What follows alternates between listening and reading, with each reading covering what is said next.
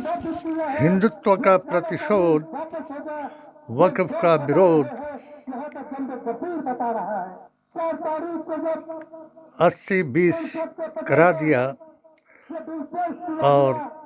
मुसलमानों को ये बता दिया कि जितना विरोध करोगे उतना ही बीजेपी और आरएसएस को मजबूत करोगे। मुसलमानों के फैसले करके बिहार के गद्दी पर नीतीश कुमार जी के कायम होते चलते हैं, 20 साल से राज करते हैं और हम मुसलमानों को हर साल रमजान के मौके पर हमको बुलाते हैं। ऑल इंडिया सुन्नी सूफी जमात के कन्वीनर पीडीए हिमाचल प्रदेश के कोऑर्डिनेटर डॉक्टर शेख का बयान भारत का डबल ऑप्शन मुसलमान भारतीय संविधान, कुरान और नबी के बयान को मानने वाला मुसलमान दे ध्यान। जब 2019 में मैंने शारदा शरीफ से वक्फ बोर्ड में हो रहे भ्रष्टाचार, अधिग्रहण, कब्जे, नाजायज कब्जे देख करके ये पाया कि 1947 के संविधान वर्शिप प्लेसेस एक्ट का विरोध किया जा रहा है। 1949 के फैजाबाद हाई कोर्ट के फैसले सुन्नियत वर्सेस वहाबियत में दरार डाल करके मुसलमानों को आपस में लड़ाया जा रहा है और मौलाना अब्दुल कलाम आज़ाद के बयान, मस्जिद की सीढ़ियों से जिस बयान को जवाहरलाल नेहरू ने कराया और जिस बयान को सरदार पटेल ने रजवाड़ा शाही के खिलाफ श्रीनगर में राजा हरि सिंह से आह्वान कराया, जिस पर शेर कश्मीर शेख अब्दुल्ला ने अपने अकीदे के बयान को बता करके 80% मुसलमानों का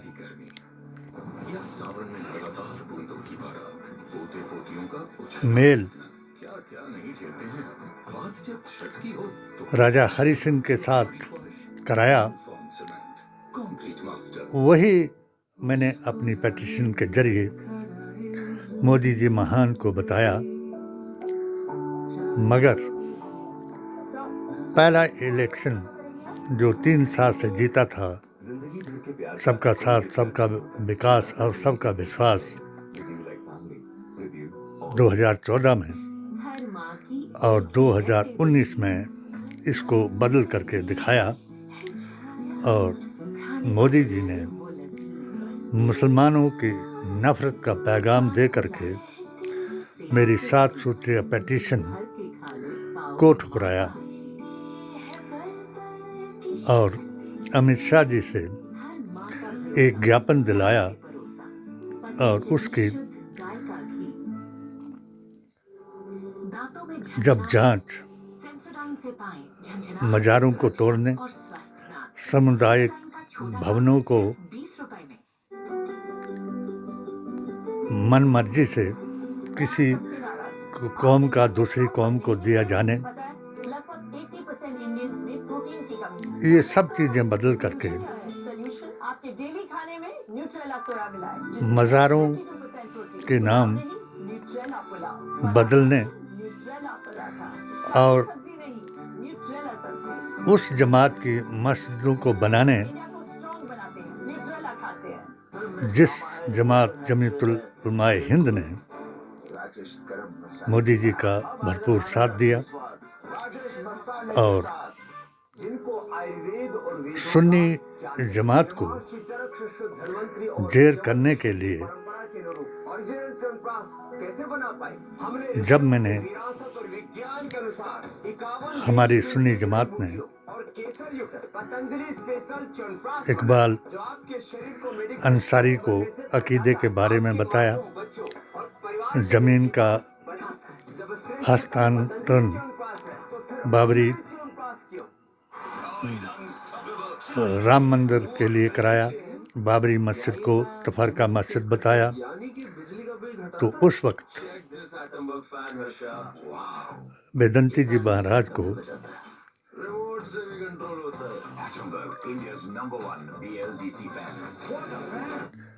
इंद्रेश जी को चंडीगढ़ में, बेदंती जी महाराज को हमीरपुर में और मोहन भागवत जी को मैंने विजुअल अपने 16 फतवों का बयान सुनाया, मगर इनकी जो खुफिया एजेंडा 1925 का था कि जिस तरह जिन्ना ने धर्म के नाम पर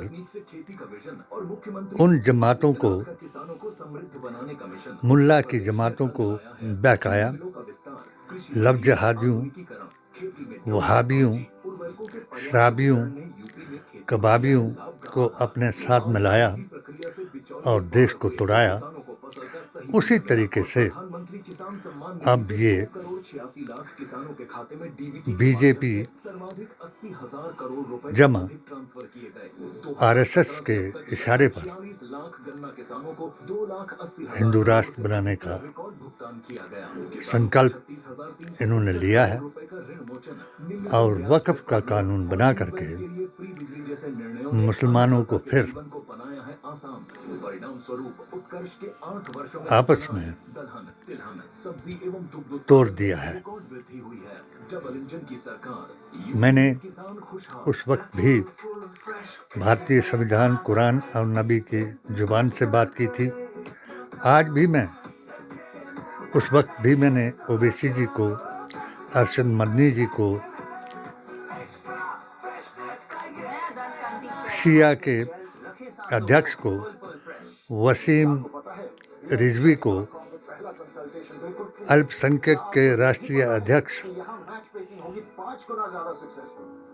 जमाल सिद्दीकी को और हिमाचल का तिलक लगा करके बनाया जाने वाला अध्यक्ष राजबली को के बारे में अपनी पिटीशन के जरिए गृह मंत्रालय, मोदी जी महान हिमाचल प्रदेश सरकार को बताया, मगर जात, जमात और धर्म के नाम पर मुझ पर ही मेरे परिवार से केस कराए गए। झूठे केस करा करके मज़ारों के नाम, जैसे नूरपुर यूसुफ शाह के मज़ार का नाम बाबा का मंदिर रखाया गया, साईं बाबा कहानी का मज़ार गिराया गया और उस पर 17 लाख का भ्रष्टाचार कराया गया। सामुदायिक भवन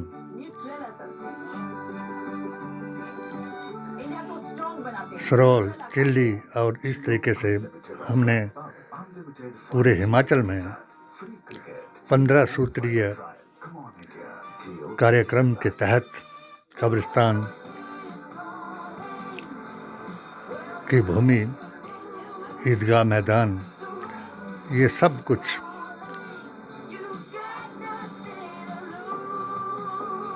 सरदार हमारे प्रधानमंत्री मनमोहन सिंह जी के 15 सूत्रीय कार्यक्रम के द्वारा हमने मंजूरियां मंगाई और ये मंजूरियाँ उनको दिखाई,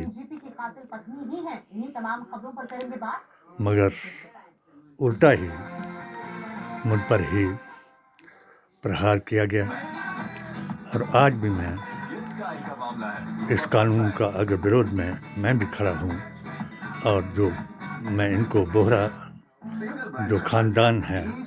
शिया हैं, अहले हदीस हैं,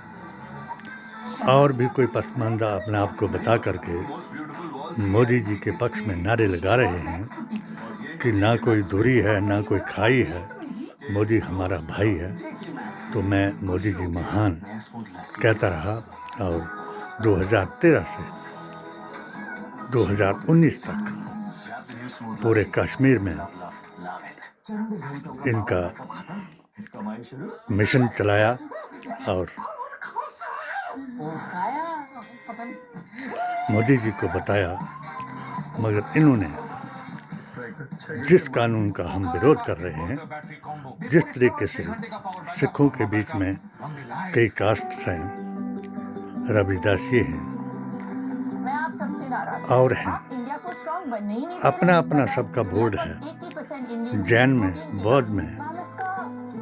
भीम आदमी में, डॉक्टर अंबेडकर के अनुयायियों में,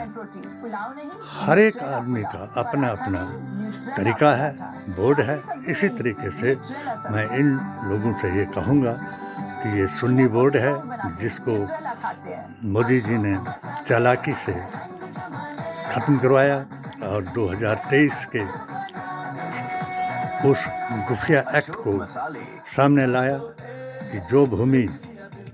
जिनके कोई कागजात नहीं हैं, उनको सरकार की भूमि घोषित कर दी जाए। ये एक यही तरीका है कि वक्फ बोर्ड की ज़मीनें मुसलमानों से छीनी जाएंगी, मुसलमान अपना वो जारी रखें। ये एक दूसरे से लड़ने की बजाय अपने अपने बोर्ड के सिफारिश करें। बोहरा ख़ानदान अपना बोर्ड बनवाएं। शिया का ऑलरेडी था, 2 ही बोर्ड थे यहाँ, शिया था और सुन्नी बोर्ड था। और अगर कोई और भी जमात है तो अपने बोर्ड जैसे बाकी जातियों में अपने बोर्ड हैं, उस तरीके से बनाएं। मैं उस कोर्ट का बहुत बहुत धन्यवाद करता हूँ कि हमारी इन दोनों मांगों को माना गया। उम्मीद है कि जिस तरीके से 7 दिन की रोक लगाई गई है, उसी तरीके से ना कोई गैर मज़हब, गैर मुक़ल्लिद किसी अक़ीदे के बोर्ड में अध्यक्ष बन सकता है। जिस तरीके से बाकी कौमों में भी ऐसा नहीं है, उसी तरीके से अपने अपने अध्यक्ष बनाएं और अपनी एकता को बरकरार रखें, रसूलुल्लाह के दीन की अताअत करें और मुल्ला के दीन से इस्तीफ़ा दे करके ला इलाहा इल्लल्लाह मुहम्मद रसूलुल्लाह अलिफ वाव मीम यानी अल्लाह और मोहम्मद मुस्तफ़ा जो नबीउल अव्वलीन हैं और ख़ातमुन नबीन हैं, 3 युगों में जो कलमा ओम से चला, उसी कलमा को ला इलाहा इल्लल्लाह पर इसका खात्मा होगा। और इसको बरकरार रखने के लिए संविधान, कुरान और नबी की ज़ुबान से अपना अभियान जारी रखें। जय बापू, जय भीम, जय संविधान।